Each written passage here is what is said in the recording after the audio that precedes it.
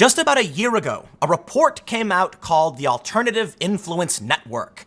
And in it, the researcher Rebecca Lewis tried to use this conspiracy crime web to link a bunch of YouTubers together because apparently she doesn't understand how YouTube works, literally for anybody. People of varying political ideologies often debate each other, and that's normal politics. So you can call it the Alternative Influence Network, fine. This has to do with YouTube. So if you're a fan of independent podcasts, YouTubers, be it progressive or otherwise, this story is pretty important because these kinds of reports that come out are often cited by media outlets and used as evidence to get restrictions placed on our content, which has literally happened. As of April, there was a major event, and the researcher, Mark Ledwich, tracked a bunch of recommendations and saw that from progressive to conservative, everybody got smacked down hard. There were a few people who made it past this great YouTube recommendation firewall. And it includes my main channel, not this channel. This channel got smacked down. Not the worst, but my main channel actually got pushed up a little bit. Now, something interesting happened following this, and I believe this specifically has to do with the Alternative Influence report. This report named certain individuals, but had a ripple effect on a bunch of other progressive channels. What ended up happening is YouTube now has extreme scrutiny on my main channel, which for me is actually, for the most part, a good thing. Almost, I would say literally every video, very, very quickly is manually reviewed by YouTube staff, not some, third-party agency, literal staff like in San Fran. At least that's what they tell me, to determine if it's monetizable. In reality, I think they're hard tracking political content. So what happens is I'll make a video and they will watch it within the hour and then it'll say confirmed whether I asked them to or not. For me, this has been pretty good. It's resulted in almost no demonetization because, surprise, surprise, Tim Pool can best be described as a milquetoast fence sitter. I don't know who coined that. It was a comment in the YouTube, so I'm sorry you're not getting credit for it, but now it's like the go-to thing. Milquetoast fence sitter, that's right. I talk about news, I have tepid, conflicted opinions, and I'm not very strong one way or the other unless it comes to issues of freedom and liberty and things of that nature, right? Well, I'm getting scrutinized very heavily. This channel's getting downranked very heavily. And the person who wrote that report, which negatively impacted many channels, of which many have since been banned, has published a new report. And I'm going to tell it like I see it. Now, first, let me say this. I was initially planning on covering the bigger news about Mark Zuckerberg and Warren, and I've got a plan for the day. I do 6 segments, about an hour and a half of content, and somebody sent me this, and I'm reading through it, and I was just a bit flabbergasted. See, here's the thing. This is a new report from the same researcher, Rebecca Lewis.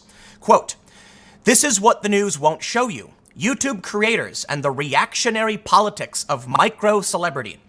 Interestingly, in it, it's about me, Dave Rubin, and Blaire White. However, it could just be because I'm me and I'm arrogant or whatever, egotistical. It seems to be mostly about me. But I'll say this. In the report, Rebecca Lewis claims to have watched every video from these creators from the period of January 2017 till April 2018. She then goes on to say that we use, I'm giving you my interpretation because I could be wrong, but it seems like what she's saying is basically me, Rubin, and Blaire, among other reactionary YouTubes, which makes no sense, because she even acknowledges our political leanings, don't align. She claims that we use a strategy of micro-celebrity, treating our viewers as fans instead of acting like objective, authoritative sources. So here's the thing. Blaire White's a person, and Blaire White makes vlogs. I don't know what Blaire White's job was before YouTube, but Dave Rubin has always been a comedian and now political commentator and talk show host, and I was a journalist. So when you take a look at the abstract and the breakdown of what this new report is, I'm going to have to say it's about me. Like, Blaire White was never a journalist. Blaire White never has gone through the issue of ethics or objectivity. To claim that we as YouTubers specifically developed a strategy to act relatable and to be, have transparency and access to our fans is some kind of strategy. I gotta admit, it's a bit of a weird conspiratorial worldview. Like, we're all sitting behind the scenes going, how can we best attract viewers? Let's pretend like we're friends with them. Or I literally turn the camera on, have no script, and just talk. But this is important. I'll say this. I believe to a slight degree This latest report is actually pretty good because it provides a bit of evidence to which many of us have been saying here on YouTube as it pertains to the mainstream media. It shows that regardless of your political affiliation, we're all kind of seeing similar problems. And it's also showing what happens when regular people get access to decentralization of information. Let me read the abstract for you here, and then I want to show you some of the funny results. This is from, Rebecca Lewis. It says, abstract. This article explores the implications of micro-celebrity practices employed by political and ideological influencers on YouTube. I take a case study approach, performing a content analysis of the videos from 3 political YouTubers from January 1st, 2017 to April 1st, 2018. My analysis reveals that for these influencers, micro-celebrity practices are not only a business strategy, no, sorry, answer is no, but also a political stance that positions them as more credible than mainstream media. All 3 conflate the mainstream media with social justice politics, claiming both are sensationalized and silence dissenting voices. By adopting micro-celebrity practices that stress relatability, authenticity, and accountability, they differentiate themselves from both the mainstream media and progressive politics as they perceive them. Thus, the YouTubers in this study align micro-celebrity practices with a reactionary political standpoint. That's just not true, but sure. These findings complicate previous mythologies of internet celebrity and treat participatory culture as participatory culture as inherently progressive. I actually agree. And she actually goes on to say, I guess when I read this, I don't know what she's thinking when she sees it. I think it's pretty favorable towards me, actually, because, I mean, look, it's based on my own bias, and she's not lying about what I said, though she does get some things wrong. She points out accurately that on October 19th, 2017, now 2 years ago, I went down to Gainesville, Florida, because there was this big speech by Richard Spencer, and there was a protest outside. And I accurately pointed out that the media was surrounding one guy and he was posing for the camera, and that everyone was trying to act like it was this major event and it was going to be like Charlottesville, and then nothing really happened. And the protesters were peaceful and very few people showed up to the speech, and that was about it. And that's what she says. And that's literally what happened, because I live streamed it and I put up a vlog of it. So she says, one source of coverage that differed significantly from these sensational portrayals came from the citizen journalist Tim Pool. On the day of the protests, Pool streamed the events live to YouTube. Over the course of a nearly half-hour stream, Pool wandered around the protest and described the events directly to his audience, while other media outlets focused reporting largely on what action and confrontation they could find. Pool instead reported on the fact that there was very little action that occurred at all. In a video later, he later titled, "The Media Overhyped Everything." Pool noted that the protests were relatively small in size and that the event largely remained peaceful.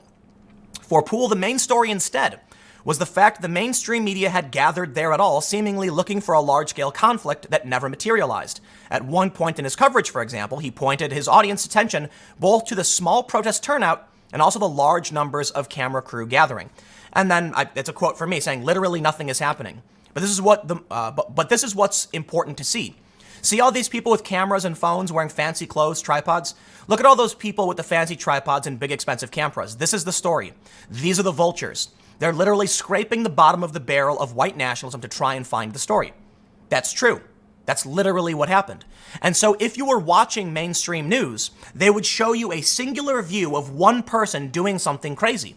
And we've seen this all the time. In fact, Fox News was criticized for this during Occupy Wall Street, when they had a camera crew film the back end of a protest where people were straggling and there was only like 20 people, and that's what went on TV. The left criticized them, saying, hey, whoa, wait a minute, the protest was huge. Guess what? I pointed that out as well. This is back in the day. So what we end up seeing, and why this is interesting, and I'll admit, I'm mainly talking about it because it's about me for the most part. And, you know, with what happened following the previous report and the negative impact to all the YouTubers, views dropping, channels are being deleted, corporate channels are getting propped up, I think looking into these things is actually rather important. But I want to stress something that I find very important. She claims that she's watched every video from me, Dave Rubin, and Blaire White. However, I would imagine that this would mean she watched maybe 50 to 60 from Dave Rubin, and maybe, a little bit less than that for Blaire White. But I produce in this time period a video every single day. So we're talking about 400 plus videos she's watched. In the end, what this actually ends up being, and what I find very, very weird, honestly, is that while she does talk a bit about Blaire White and Dave Rubin, it almost entirely shapes the worldview of YouTube around me personally. And I gotta admit, I find it really, really weird that somebody would produce this. I also want to state that it's very, first of all, channel subscribers is way off. I guess this is the amount of subscribers I had September 14th, 2018. I now have over around 640,000 plus 540 or so on this channel. So much larger growth. And this was published just yesterday, I believe. When she talks about how YouTube functions, micro-celebrity, and the mainstream media, these are not things that Dave Rubin necessarily talks about in his show for the most part. He does talk about the regressive left and social justice, and Blaire White does sort of talk about these things, but in her analysis, it seems like she's literally just writing about me over and over again, and she's watched over 400 of my videos. I do kind of find it weird that she's claiming, she watched all these people, but I gotta tell you what, man, like Tim Pool pops up over and over again. And it's almost like every time she wants to make a point about how YouTubers function and how YouTubers are opening the door to radicalization or whatever like that, she literally just saying, for example, Pool, Tim Pool 2017, Pool 2017, for Pool. It's literally like she just watched all of my videos and then wrote a story about like what she thinks of who I am. Now, again, I'll stress, I was actually planning on doing a bigger story about something that was more relevant, and I really don't like getting into the drama, but this is an interesting kind of change for, next step from the initial Alternative Influencers report. The report she wrote back in October, which has long-standing repercussions on YouTube because it was carried by a bunch of news outlets, was factually incorrect. In her web of connections, either by accident or through the stretching of the imagination, she connected me to people that I don't know. One instance, for example, is that there was a party at VidCon. VidCon is one of the biggest, YouTube conventions. So guess what? There was like 100 or 200 people at this party. It was an open party, and there were like video game YouTubers and stuff. It just so happens that somebody was filming. I think it was Sargon, and I walked over. I was like, yo, and then I left. And then somebody else walked over and said, yo, and she said, aha, and she connected us. It's like somebody I'd never met before, just because we were at a party, the biggest YouTube for the biggest YouTube convention in the world. It seems a bit of a stretch of the imagination to try and make that claim. But then there were also some ridiculous connections like Chris Raygun, who does comedy and you probably know who Chris is. And there was a direct line from him to Richard Spencer. Now, in this regard, it seems that the visualization she used just had nodes overlapping these connections for some reason. So apparently the explanation is the line's going through. Dude, you have a node connecting Raygun to Spencer. Those guys have never interacted in any way. Like, that's the weirdest thing. They probably don't even follow each other, don't even know who each other are, other than like Chris may have read a news report. So now we end up with this. Let me read a little bit more. They go on to say, sensationalism and attention seeking. First, the subjects of analysis unite the mainstream media and social justice movements through their perceived mutual reliance on sensationalism and attention seeking. Poole, Rubin, and White all discuss and critique what they see as sensationalist tendencies of the mainstream media. Let me stop you right there.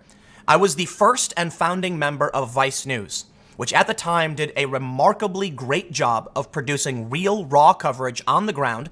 It was it is, I believe, the fastest growing news organization in history thus far. And it was a smash hit for, it took off. Here's the thing. I was there for around a year and a half, and then I left. And I left for obvious reasons. And eventually other people started leaving too. And former Vice News journalists have pointed out very similar things. They're a shell of their former self. They don't do the same kind of coverage. Yeah, we left. We all kind of saw different things happening, depending on who you ask. The corporatization, the commodification, or the political injection. I then went to go work for an ABC Univision joint venture, which I helped. I had a prominent role to an extent, and eventually ended up getting relegated to my own YouTube channel in my own space and getting what I consider to be golden handcuffs under contract, paid a lot of money. And I saw directly and spoke with the higher-ups saying that they were going to be pushing sensationalist progressive politics because they want to get clicks. She does mention this. She mentions one of my quotes where I specifically outline how they felt that because young people are progressive, that they should go after a progressive narrative because it will help build them an audience. The general idea is that over time, we've seen it from generation to generation. Next generations are always a bit more progressive in a certain sense. And so the idea was that if we're a new company and in 5 years we want to be the biggest media company, we have to be more progressive than millennials are. So they go after the more fringy of the left-wing identitarian politics, pronouns, 100+ genders, white privilege, all that stuff, because their bet was that 5 years from now, that would be mainstream and they were getting a leg up. That was part of it.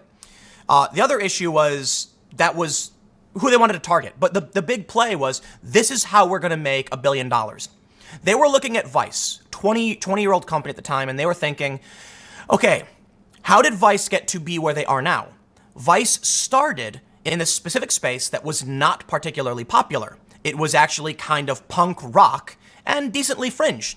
But 20 years later, boom, Vice is huge. So the mentality was, we can't just do what Vice is doing now. And that was very smart. It's true. You can't just try and emulate Vice like so many people did. However, what they ended up doing was also incorrect. It actually turns out that Generation Z is slightly more conservative than millennials, though they are more progressive than Gen Xers.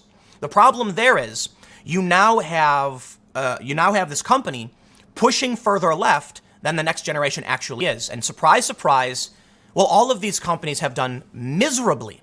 I find it interesting, though. When you take a look at this perspective, and again, I'll stress, it's ultimately not really bad. She just talks about my opinions all the time, just citing me nonstop. So I think that's fair. But she does give a decent amount to Blaire White. I'm not going to act like it's only me, for sure. She references PragerU and things like that. But what we're seeing now is, CNN recently did a big buyout. They sold. We've seen leaks showing how CNN is literally driven by go after Trump nonstop. You see employees saying things like, we used to go on the ground and do reporting. We don't anymore.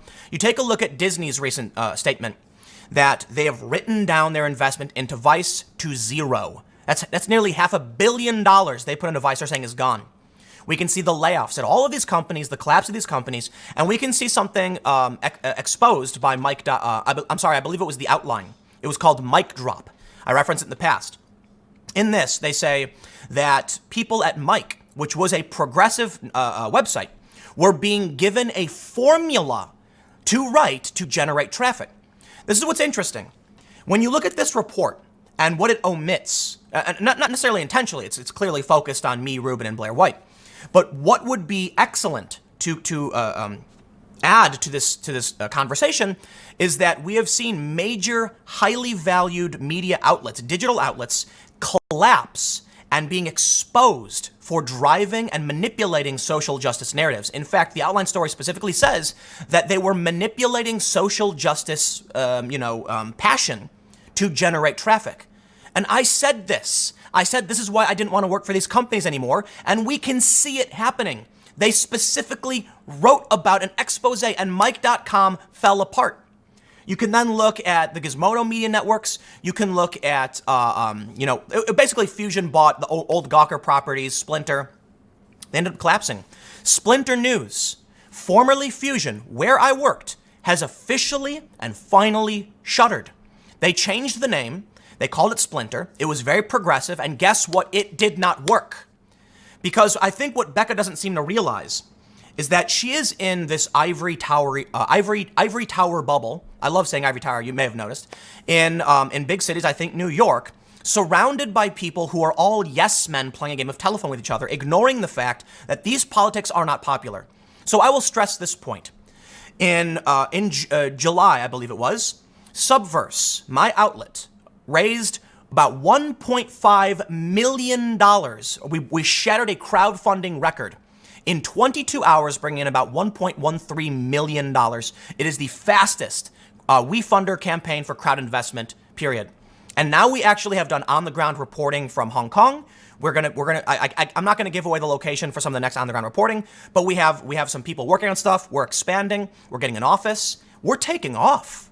And what Becca gets wrong in this is she claims that I eschew objectivity. And no. That's actually the complete opposite of what I'm working on. In fact, we are also planning a major fact-checking division. It's extremely difficult. I tweeted out before. I tweeted out my plan and my methodology.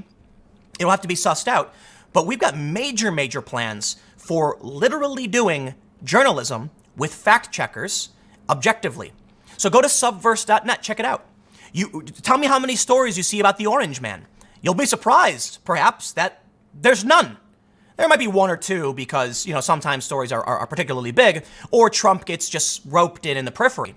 But you're going to find stories on the ground in Hong Kong. You're going to find stories on the ground at protests. The most I think we talk about Trump is like when we go down to a political rally and we interviewed, both sides of the protest, the pro-Trump, the anti-Trump. Yeah, because it's a big political moment. But we're not here to talk about the Orange Man like CNN does nonstop all day, every day. No, we're bringing back on-the-ground reporting. If you take issue with what I do, well, congratulations. You found an opinion commentary news show that they're one of hundreds of thousands, and not even the most prominent, particularly not prominent, but prominent enough, I guess, that we're growing and expanding. I don't think she realizes what's going on. I think when you look at this, you can see that she's in a bubble, not really seeing outside of what's happening, although she does seem to be starting to put the pieces together. Admittedly, I think she kind of really talks about me a lot. I mean, like, my name is probably mentioned more than literally anybody else. She even mentions, dare I say it, the nuance in my commentary, saying this: Poole recognizes the potential for radicalization among those who reject the mainstream media, although he blames the mainstream media and views the reason for turning away as valid, technically. In one case, when discussing the Swedish media and criticizing their policy not to report on the race of those perpetuating crimes, he said, "What does that do? It drives people to alternative media websites, and it helps bolster the far right-wing party because people feel they can't trust the establishment." Tim Poole, 2017. Despite the radicalizing potential of this content, this analysis reveals that political YouTubers present themselves as a necessary balance to the mainstream media. Well, I don't know where you get that. By building intimate trust with their viewers over time, partaking in long conversations and maintaining a level of transparency about their production process, all of which I think are important and good things, they claim to counter the mainstream media's perceived sensationalism and suppressive tactics. At the same time, they align their own anti-progressive politics with the values of authenticity and transparency. Let me stop you there. I'm actually decently progressive. There's a difference between being progressive, okay, which is about progress, civil rights and civil liberties, and being an extremist, an authoritarian. I absolutely have zero problem with narratives around white privilege, narratives around pronouns in the trans community. In fact, I think they're important conversations, and I've actually praised many people for having appropriate conversations, doing it properly. What I've criticized is authoritarianism, and I've tried to make that clear. So if I haven't, let me make it clear now. Like, I don't care if you're a communist. By all means, let's have conversation and discuss the merits of communism. If you're going to go around with a communist flag beating people, we've got a serious problem. Let's say you believe everyone should be forced to dress like a clown and juggle bananas. Just don't advocate for people throwing bananas. So social justice, feminism, yeah, I have many friends who are anti-fascist and intersectional. And it's funny because they actually give me some flack over a lot of the content I've made. That's fair. But guess what? We all agree on don't get violent. It makes things worse. Now, I'll admit the problem. I've asked them repeatedly to do videos. And guess what they say? They can't because of the authoritarianism, because they will be attacked, their careers will be destroyed. Look, man, you want to act like cancel culture and woke outrage isn't real? Go talk to Dave Chappelle and go talk to Kevin Hart and go talk to the New York Times and every mainstream moment that has happened in the past several months about cancel culture and why everyone's upset about it. Go talk to Bill Maher. I'm not the one making this up. But I'll tell you this. Conclusion. She says, overall, my findings continue to complicate conceptions of micro-celebrity as it has been represented both within academic and corporate discourse. While companies like YouTube have highlighted its democratic potential, scholars have pointed to its neoliberal and capitalist underpinnings, as well as its authoritarian potential. This research adds to those critiques by showing how micro-celebrity tactics can be harnessed for the purposes of reactionary politics. Let me just stop there. Reactionary. Anti-authoritarian? Opposing those who tell you to conform? I mean, that's the latest tweet that's gone viral, insisting people conform to changing language, specifically around a phrase they call blind spots. They said it's ableist and therefore everyone must conform. See, that's authoritarian. I agree. We can use more sensitive terms. I agree that certain jokes are now taboo over time. I agree that George Carlin was actually fairly progressive and made comments about trying to do better to not be offensive while joking and criticizing the oversensitivity. So let me ask you, was George Carlin reactionary?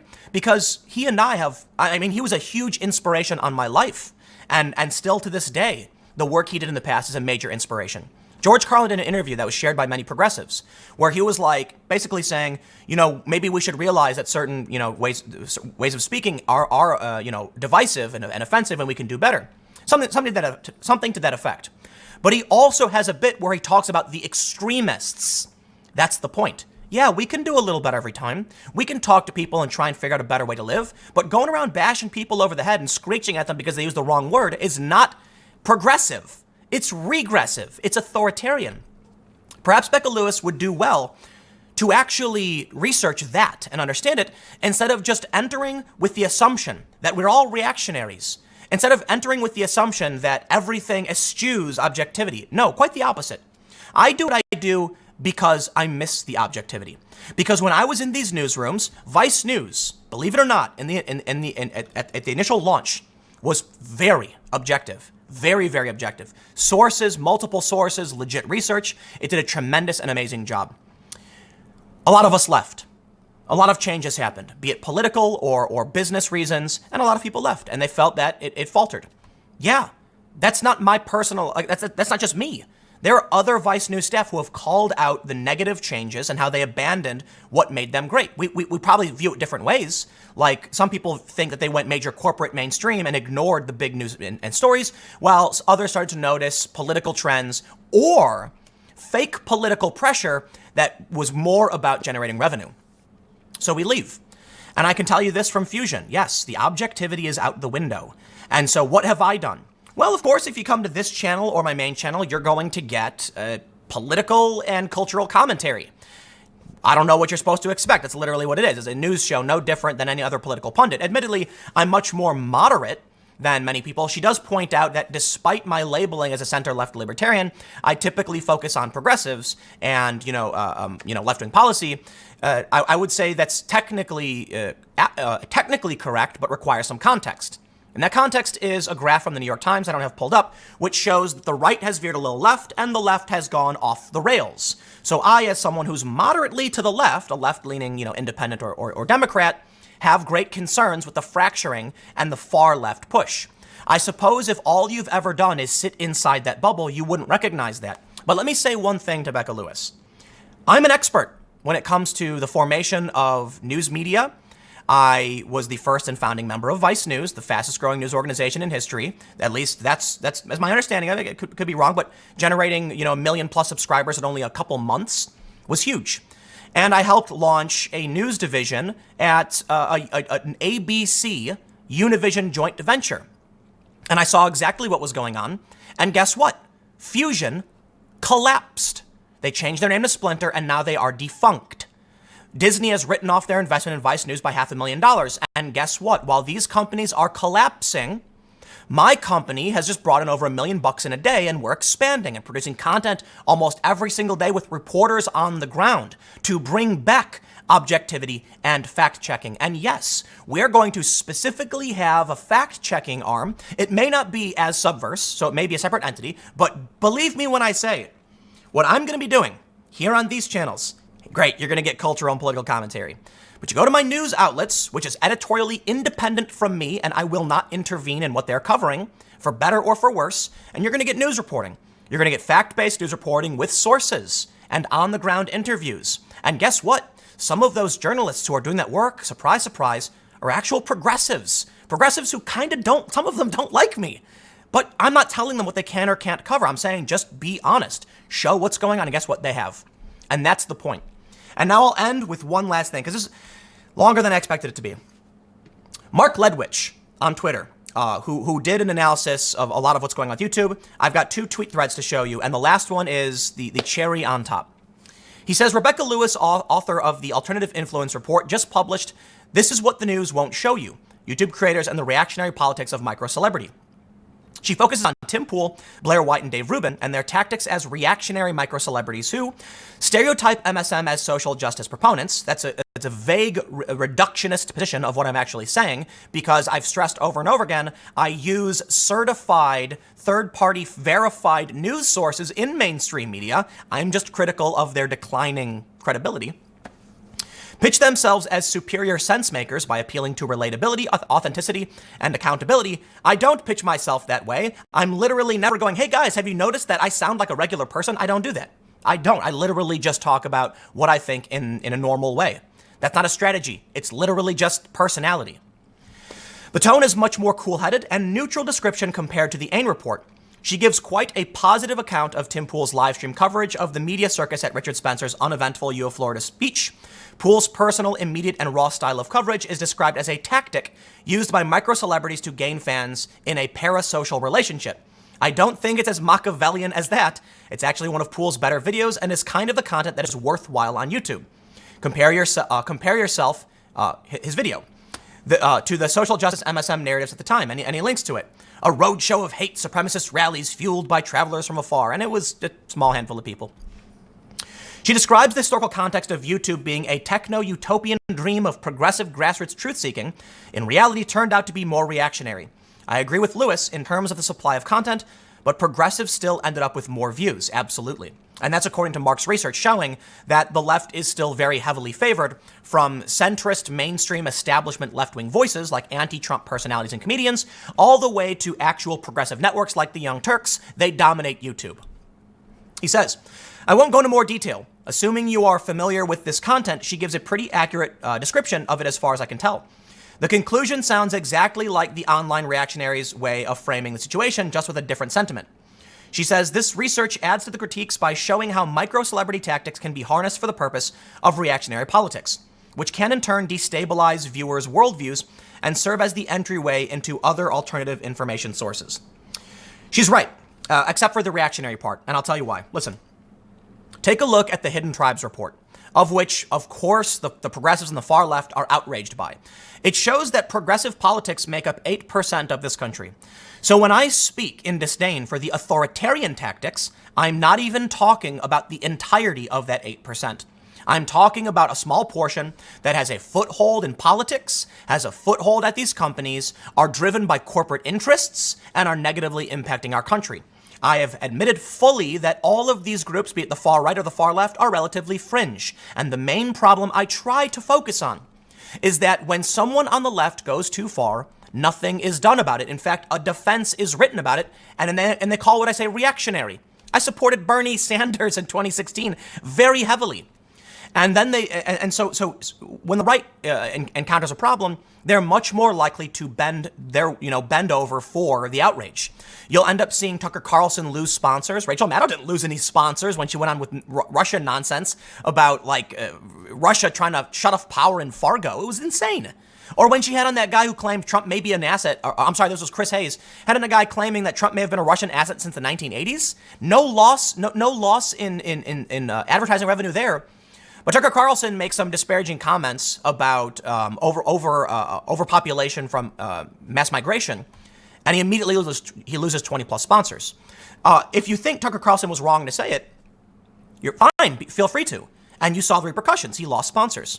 But wasn't it wrong for Rachel Maddow for years to push this insane conspiracy nonsense? I mean, come on. Talking about Russia shutting off the electricity and in winter in Fargo and what could happen? It's like, who cares what could happen? That's insane. Calm down. I'm not the only one who called that out. Mainstream personalities. What the point being missed by all of what Becca Lewis talks about is that there is an ever-increasing fringe element entering media with a political bent which has insane narratives. You want to talk about banning Alex Jones? Fine, we can talk about it. I think it's a bad idea. I think it'd be a bad idea to ban Rachel Maddow. I'm talking specifically about the imbalance. You can ban Alex Jones and say, we can't afford this nonsense, and then Rachel Maddow can come out and say insane things about Russia and get everyone all freaked out, and it actually affects our politics, and you say nothing. So yeah, I'll call it out. Why? Because I believe in true objective journalism. I'll give my opinions, I'll give my commentary, but guess what? I always have a source on screen, and I only use certified, verified sources. I avoid using sources that are considered contentious, and I try particularly to use actual left-leaning sources on purpose. That all being said, this is longer than I thought it was going to be. I want to show you this. Becca Lewis tweeted this. She said, periodic reminder that Rogan has given his massive platform to white supremacist Stefan Molyneux, Proud Boys leader Gavin McInnes, professional harassers Sargon of Akkad, Andy No, and Steven Crowder, multiple members of the intellectual dark web, and whatever Tim Pool is. I can say two things about that. For one, I greatly respect and appreciate being referred to as whatever I might be, because you don't know. And the reality is, nobody does. Good. It means I'm doing a good job, doesn't it? Vice News wrote a story about me calling me an online lefty, and then a couple weeks later called me right-wing. Apparently they couldn't figure it out either. And now Becca Lewis, after watching about a year and a half of my content, of videos every single day, plus live streams, because she says she's watched them all. So around 400 to 450 videos, she still can't figure out what I am. Congratulations. That's the point, isn't it? But I'll tell you what, go take a look at subverse.net, look at what we're doing and what we're ramping up, and you will see that your report, which you published yesterday, is factually incorrect. We are doing objective on-the-ground reporting. I am hiring establishment mainstream journalists to do it, and we are going to be launching a probably independent fact-checking division. I have to figure out how it's going to function. I think in terms of fact-checking, it should not be in the same space necessarily as those working directly with Subverse, and we intend to do a wider, broader news space fact-checking. So myself included will be fact-check. Admittedly, I only ever really read mainstream stories and give my opinion on it, so, you know, to the extent that could be done, sure. A lot of people don't like my opinions, fine, but they're opinions. You know, when I read the New York Times, take it up with them. And that's an important point. But absolutely, I will be scrutinized, as will Subverse content and everyone else. So we're going to figure out how it's going to be done. I tweeted out how it's going to work. We're going to do a random sampling of articles. We're going to give ratings, and we're going to do regular fact checking like news agencies used to. But I'll tell you one more important thing before I go. When I worked at Vice, they did not have fact checkers. There was no one whose job was to specifically call and verify the information. When I worked at Fusion, they did not have fact checkers. They assumed the journalists would check the facts, and that was it, and it would go through legal for approval. And guess what? When I went to Politicon, I believe it was 2 years ago, maybe it was last year. I believe it was 2 years ago, can't remember. And I asked a panel of mostly progressives, what are we supposed to do about the lack of fact checking? The agreement for the most part was, who needs them? The journalists will fact check, it's already done. Okay. You want to talk about who is eschewing objectivity? It's not me, okay? I try to use only verified sources, and I try to fact check them. That's literally what I do. And I'm going to be dedicating resources into hiring independent fact checkers there will be no control that Subverse will have over what the fact checkers say. And the fact checkers will have the final word on checking the facts. So let's talk about what's really going on, and we'll talk about, in the end, whatever Tim Pool is. I'll leave it there. Stick around. Next segment's coming up at 1 p.m., and I will see you all there.